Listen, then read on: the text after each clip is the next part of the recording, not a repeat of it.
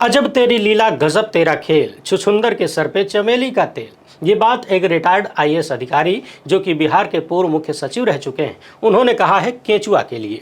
अब जब छछुंदर और चमेली का तेल आइए गया है तो मालिश करते हुए आगे बढ़ते हैं। कहें कि छछुंदर के सर पे न शोभे चमेली, कहाँ राजा भोज कहाँ गंगू तेली। जो काम गांधी नहीं कर पाए, पटेल नहीं कर पाए, नेहरू नहीं कर पाए, अंबेडकर नहीं कर पाए, जो काम तमाम समाजवादी भी नहीं कर पाए, वो काम मोदी शाह के लाडले ज्ञानेश कुमार गुप्ता ने कर दिया। जी हाँ, बिहार में एसआईआर के बाद जो ड्राफ्ट लिस्ट आई है उसमें ऐसी ऐसी कहानियां सामने आ रही हैं जिन्हें देखकर आपका भी मन करेगा कि कान में कड़वा तेल डाल के सो जाएं। मगर सोइएगा मत, काहे कि जो सोवत है वो खोवत है। ये वक्त सोने का नहीं, जागने का है, और जगाने के साथ साथ निहारने का भी है। केंचुआ के ज्ञानेश कुमार गुप्ता ने नफरती चिंटुओं को बेरोजगार कर दिया।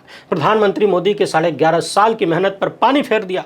योगी आदित्यनाथ, हेमंत विश्व शर्मा और टी राजा जैसे नफरती बयानबाजी करने वाले भाजपाई नेताओं को 440 वोल्ट का झटका दे दिया है, क्योंकि केंचुआ ने बिहार में एक घर में तिवारी जी, सिन्हा जी, बाबू साहेब, मुस्तफा, गोस्वामी, पासवान, आलम, प्रसाद सबको ठिकाना दे दिया। जी हाँ, इतना मिश्रित समाज कहाँ मिलेगा आपको। नफरती चिंटू बेचारे दिन रात हिंदू मुस्लिम करके, जाति आधारित छुआछूत करके, कहीं दलित कभी आदिवासी के मुंह पर पेशाब करके बांटने में लगे थे, और ज्ञानेश कुमार गुप्ता ने एक झटके में फेविकोल लगा के सबको चिपका दिया। खातून की शादी अब्दुल ठाकुर से करवा दिया, और क्या चाहिए। इतना ही नहीं, केंचुआ ने मरे हुओं को भी जिंदा कर दिया। वरिष्ठ पत्रकार अजीत अंजुम ने कुछ ऐसे ही मामले पकड़ के सामने रखा है। तो आइए इस वीडियो में धुआंधार तरीके से देखते हैं कि बिहार में केंचुआ के कितने कांड सामने आए हैं। यकीन मानिए, स्वर्गीय राजू श्रीवास्तव और कपिल शर्मा ने आपको उतना नहीं हंसाया होगा जितना केंचुआ के ज्ञानेश गुप्ता हंसाने जा रहे हैं। बस टकटकी लगा कर देखते जाइए और एक आध गिलास पानी लेके बैठिएगा।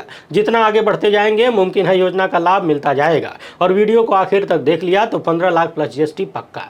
लेकिन सबसे पहले जवाब ये दीजिए कि इलेक्शन कमीशन ऑफ इंडिया के पति का नाम क्या है। और उससे पहले पहली बार है तो चैनल को सब्सक्राइब करके घंटी बजा दीजिए टन से।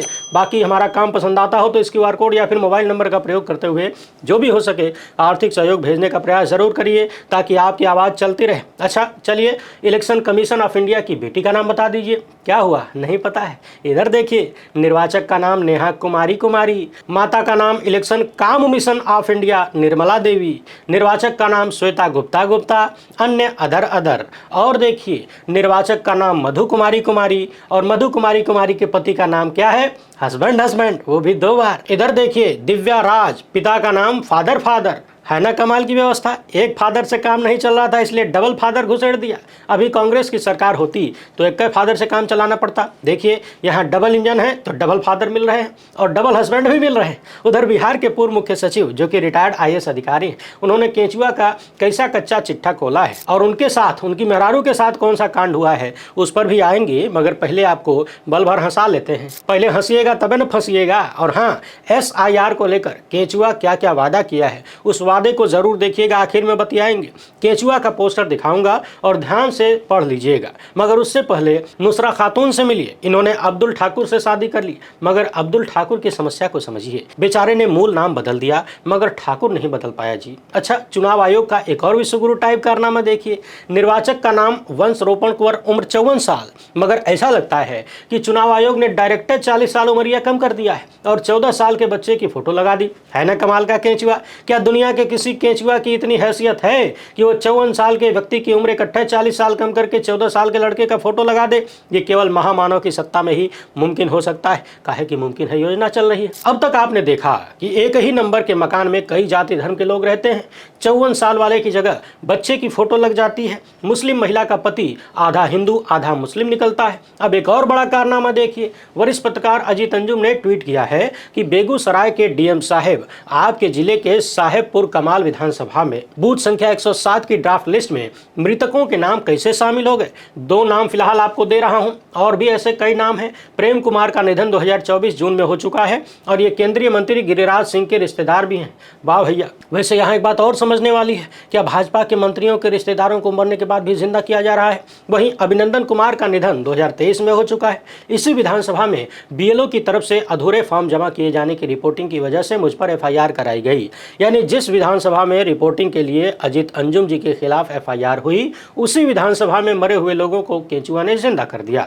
अब बताइए, क्या दुनिया के किसी चुनाव आयोग की इतनी क्षमता है कि वो मुर्दों को जिंदा कर दे? वैसे पिछले दिनों सुप्रीम कोर्ट ने याचिकाकर्ताओं से कहा था कि आप 15 ऐसे नाम ढूंढ कर लाइए जिन्हें मृत बताकर नाम काट दिया गया हो और वो जिंदा घूम रहे हों। अब देखने वाली बात यह है कि जो मर चुके हैं उनको जिंदा करने पर सुप्रीम कोर्ट क्या कहता है। अब अपनी स्क्रीन पर तेजस्वी यादव का निर्वाचन कार्ड देखिए। संदीप सिंह शेयर करते हुए लिख रहे हैं कि तेजस्वी यादव का जो ईपीआईसी नंबर है वो फला फला है, मगर चुनाव आयोग जो जारी किया है वो नंबर बदल गया है। इन्होंने लिखा है कि ये तो जल्दबाजी में चुनाव आयोग की धांधली नई वाली पकड़ी गई है। अब जब तेजस्वी यादव नहीं ढूंढ पा रहे हैं तो आम आदमी कैसे ढूंढेगा? चुनाव आयोग आरजेडी के जाल में फंस गया। हालांकि ये मामला हमने पिछली वीडियो में भी बता दिया था कि तेजस्वी यादव जिस ईपीआईसी नंबर से अपना नाम ढूंढ रहे थे उससे नहीं मिल रहा था और प्रशासन ने तेजस्वी यादव का जो पहचान पत्र बताया उसमें ईपीआईसी नंबर अलग है। तो सवाल यह है कि क्या बदल दिया गया?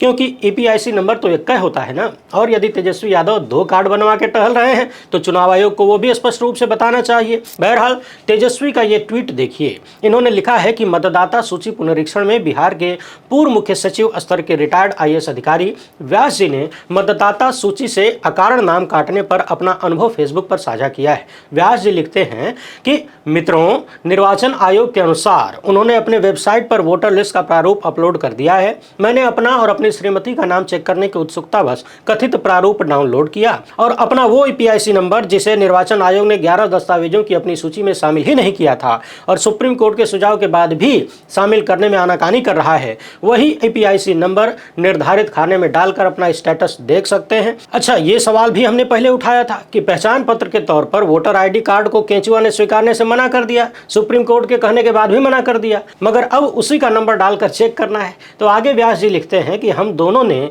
जब यही किया तो हमें बीएलओ से संपर्क करने को कहा जा रहा है, जबकि बीएलओ हमारा गणना प्रपत्र भर के जरूरी कागजातों का फोटो खींच कर ले गए थे। इसे कहते हैं अजब तेरी लीला गजब तेरा खेल, छुछुंदर के सर पे चमेली का तेल। जब गलत लोगों के हाथों में सर्वाधिकार चला जाता है तो उन्हें मनमानी करने से कौन रोक सकेगा? समझ लीजिए कि जब हम पढ़े लिखे सेवानिवृत्त अधिकारियों, सरकारी अधिकारियों, कर्मचारियों की ये हालत है, ऐसी हालत कर दी गई है, तब प्रवासी मजदूरों और कम पढ़े लिखे लोगों की क्या स्थिति होगी? वे तो अपना नाम ढूंढते ही रह जाएंगे। वैसे पढ़े लिखे लोगों की बात आ ही गई है तो इन्हें देखिए। बिहार के ही पत्रकार हैं अभिषेक कुमार। इनका कहना है कि मैंने भी अपना नाम चेक किया है, मेरे घर के पते पर तो सच्चा समाजवाद आ गया है। ऐसा सच्चा समाजवाद जो आचार्य नरेंद्र देव और लोहिया भी नहीं ला सके। इस एसआईआर ने सिंह, शाह, पटेल को एक घर का निवासी बना दिया। यानी अभिषेक कुमार के घर में भी कई जात बिरादरी के लोगों को ठिकाना मिल गया है। अब बताइए, इतना बढ़िया समाजवाद लाने के लिए फलाने जी को थैंक यू बोलना चाहिए कि नहीं? बिल्कुल बोलना चाहिए। तो मेरे साथ जोर से बोलिए, थैंक यू फलाने जी। अब एक नज़र इधर भी दौड़ाइए।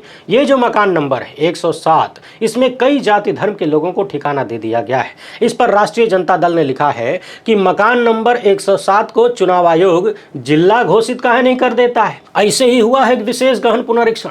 चुनाव आयोग के अधिकारियों को इसके लिए भाजपा की ओर से विभिन्न पोस्ट रिटायरमेंट स्कीम और नियुक्तियों का लाभ मिलेगा। और अब जरा आप लोग केंचुआ का ये वाला पोस्टर देख लीजिए और आनंद लीजिए, बातें सुनिए। इन बातों को सुनकर आपको भोजपुरी की वही कहावत आएगी कि बतिया बाय करतुतिया ना, मेहरी बाय घरे खटिया ना। यानी बात बहुत बड़ी बड़ी है, काम एक पैसे का नहीं। केंचुआ लिख रहा है कि शुद्ध मतदाता सूची ही सशक्त लोकतंत्र का आधार है। सर्वप्रथम समावेश, कोई भी योग्य मतदाता छूटे ना। अब जिन लोगों का छूट गया है वो पता लगाएं कि योग्य है कि नहीं, काहे छूट गया। केंचुआ बता रहा है कि 24 जून से 25 जुलाई तक पहला चरण चला है, यानी गणना चरण। दूसरा चरण क्या है? 1 अगस्त से आखिर सितंबर तक चलेगा। इसमें गलती सुधारी जाएगी। कोई भी मतदाता या कोई भी राजनीतिक दल अपने दावे या आपत्ति दर्ज करा सकते हैं। हालांकि कितने दावे और कितने आपत्तियों को सुना जाएगा भी कि नहीं, ये केंचुआ बता सकता है। हम तो खाली वही बतिया रहे हैं जो केंचुआ ने लिखा है, और केंचुआ खुद ही लिखकर खुद ही नहीं मानता है। इसका प्रमाण भी हमने देख लिया है। तीसरा चरण है कि सभी ईआरओ द्वारा प्रपत्रों की जांच एवं सभी दावों और आपत्तियों का निस्तारण किया जाएगा। मतदाता सूची का अंतिम प्रकाशन 30 सितंबर 2023 को होगा। इतने से मन नहीं भरा है तो और सुनिए, एसआईआर के प्रमुख 10 उद्देश्य क्या हैं? सभी मतदाताओं और सभी राजनीतिक दलों की भागीदारी। अब ये मत पूछिएगा कि इतने कम समय में जो लोग घर वापस नहीं आ पाए उनकी भागीदारी का क्या होगा। दूसरा सुनिए, बिहार में कोई भी योग्य मतदाता छूटे ना। अब जो बिहार के पूर्व अधिकारी व्यास जी और उनकी मेहरारू का छूट गया, उनका जिम्मेदार कौन है? है। आगे लिखा है कि बिहार का कोई भी अस्थायी प्रवासी छूटे न, बिहार में कोई भी शहरी मतदाता छूटे न, कोई भी युवा मतदाता छूटे न। सभी मतदाताओं और सभी राजनीतिक दलों से नियमित रूप से जानकारी साझा करना ये महत्वपूर्ण पॉइंट है, ध्यान रखिए। उधर तेजस्वी यादव कह रहे हैं कि हमको लिस्ट तो दे दिया लेकिन खाली नाम है, पता है ये नहीं है। जब पता का पता नहीं है तो पता कैसे लगाएंगे। 7वां उद्देश्य है वॉलंटियर सहित सभी चुनाव कर्मियों को पूर्ण सहभागिता। अब सवाल यह है कि कर्मचारियों की पूर्ण सहभागिता का कौन सा उद्देश्य होता है भाई। बहरहाल केंचुआ का अगला टारगेट है गणना चरण के दौरान उठाए गए हर मुद्दे का समाधान।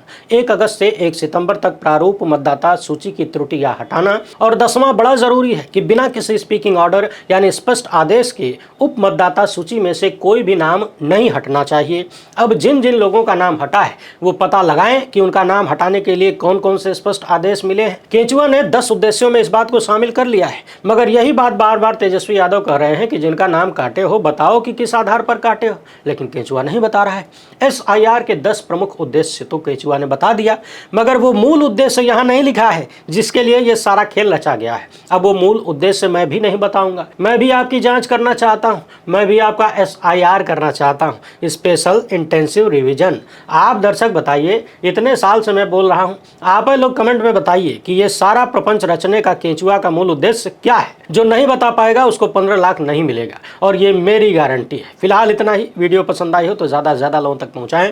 पहली बार है तो चैनल को सब्सक्राइब कर लीजिए। हमसे जुड़ने के लिए बहुत बहुत धन्यवाद। जय हिंद।